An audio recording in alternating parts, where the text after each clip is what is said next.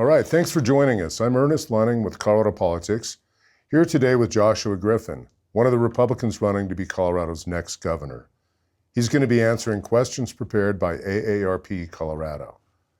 We'll be asking the same questions to the other candidates who are also running for the chance to take over from term-limited Governor Jared Polis. Mr. Griffin, can you take a minute to tell us about yourself and why you're running? Yeah, thank you for having me. There's not really much to say, honestly. I'm a veteran, GWAT veteran, Afghanistan, Iraq. Spent majority of my time as a special operations operator from 160th Night Stalkers to 10th Special Forces Group. Retired as an infantry officer. Now I am the founder and CEO of Tactical Labs. We do innovative projects for warfighters to keep our sovereignty here safe here in America. Why am I running? Very simple, because I am so tired of seeing the people who caused the problem tell people that they're going to fix the problem. Well, let's get into our questions here from AARP. New data shows that there's more than 1 million family caregivers in Colorado. What kind of policies or legislation would you champion to ease caregiver burdens? Well, first and foremost, you're never going to hear me make the mistake of making open and just false promises. I can't really give you a legislation or laws or anything that we can do to solve it until we actually get to the crux of the problem. And I can tell you right now, just from living in Colorado, we're talking about the cost of living. We're talking about inflation. We're also talking about the misappropriation of government funds. And so what we want to be is an administration that works for the people, not an administration that gives burdens to the people. Older Coloradans are not immune to the housing affordability crisis. I don't think anyone is.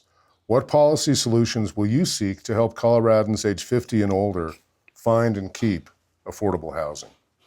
Again, I cannot give you exact legislation because it would be a foolhardy for me to say that. But what I cannot say is that my grandmother's 83 years old and she worked her entire life, right? And so all these other people did. And you still have to, right now they're on set incomes. And so every time you look around, there's new taxes for this, new taxes for that, more property taxes. And a lot of these people actually own their homes. So why are you paying property tax? Our idea is to create a sovereignty in Colorado that generates money, which is why I love talking about the Colorado State Backed Bank. I love talking about the Sovereign Wealth Fund. It's time for us to start looking at the state as a corporation, stop seeing ourselves as residents, but as shareholders. And so my promise to them is actually, hey, look, I'm here to actually try to eliminate a lot of these burdens. And so your fixed income doesn't feel fixed. It actually feels like a real retirement. Well, thanks. As the number of Coloradans over the age 50 increases, what can be done to help them stay in their communities, age in place, and be a part of their communities? You've answered that question yourself. We need to create an endorsed community. We need to get back to respecting their elders. We need to get back to wanting their wisdom, accepting them into our society, into our community. When I was growing up, you saw someone over a certain age, you would help her across the street. If a man that was of a certain age told you to do something, yes, sir, roger that. So we have to get back to loving children, respecting our elders, and actually forming a community. And a lot of that is because we don't have any more ownership in Colorado. So there's no need, no personal attachment to whatever you're living around because, we don't even live in a world anymore where you and I can walk across the street and see each other and just give a nice nod. We need to get back to the basics. All right, what do you see as the biggest public health challenge facing the state, and how will you address it? That's a big question right there. I would actually say right now, regulations. Regulations. We eat more poison than we do healthy stuff. It seems to be to eat right and to eat healthy is something that only those who are rich can do. That's wrong. Our campaign, our administration, we want to create a farm-to-table ecosystem in Colorado, supporting the farmers and ranchers, eliminating taxes for them. And at the end of the day, you want the best health care, start supporting self-care. From a legislative perspective, and as governor, what can be done to improve our state as a great place for fitness, health, and well-being for Coloradans of all ages? Well, I can tell you right now, the best thing you can do in the legislature is to create an environment where we work together. We stop seeing each other as Democrats and Republicans. Start judging each other for our character, right? We were brought in to be servants of the people, not leaders or dictators of the people. I see a lot of money going to waste right now, and I see taxation like HOAs. If I give you you charge me something for HOA, and I don't see my driveway being cleaned, I don't see the streets being taken care of, then that's the very definition of taxation without representation. And so what I aim to do is give representation to the ones who I serve, which will be the people. Question about technology. The state legislature is tackling major consumer safety issues as technology rapidly evolves and changes, such as putting on guardrails when businesses and governments use AI to make major decisions that impact people. What's your philosophy on balancing consumer rights and technological innovation? You kind of hit a nerve right there.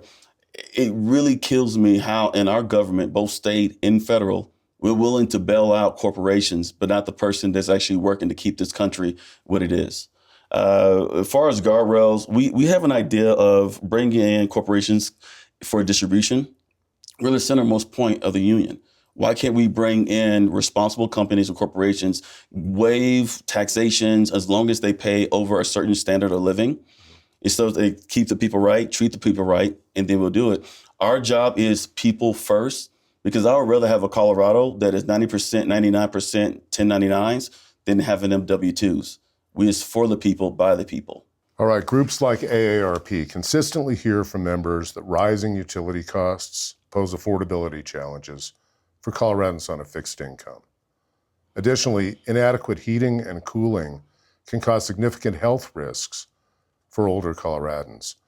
As governor, how would you balance competing interests, clean energy targets, data centers, et cetera, and ensure affordable utilities for older Coloradans? So we don't have an affordability problem, right? That is something that is caused by a forced market markup problem. We let a lot of these corporations come in and dictate the price. And whenever their margins actually get lower or becomes less than what they want, we allow them to price gouge. And there's little or any support for us, the people. I can tell you so many times where you go to a certain neighborhood where BlackRock, Vanguard, they bought up all the homes and then they increase the renting. And guess what? That one destroys the community, but then raises price costs over there. How do we support? There's a carrot and there's a stick method. I try to use always the carrot, especially with my toddler. So I'm always trying to, hey, here's a donut, do what I need you to do, right? Or there's a stick, time out. I'll be the governor that'll tell these corporations you're on timeout. Okay, and our last question here. Colorado has established a first of its kind prescription drug affordability review board, researches and reviews the cost of prescription medications, and can even set upper payment limits on certain medications. Do you support this concept, the PDAB, and how do you plan on further ensuring medication affordability for Coloradans? Well, you have concept and then you have reality. The question is it affordable in reality? I'm probably going to tell you no. We will look at the program. We will see exactly what can we fix, what we can't. We also will look at other alternative things, other innovations. Can we go to Canada, purchase those drugs, same drugs you get, and bring it over here and actually control, not really control, you never want to control anything. But what you want to do is give people competition. Competition breeds excellence. It also lowers prices.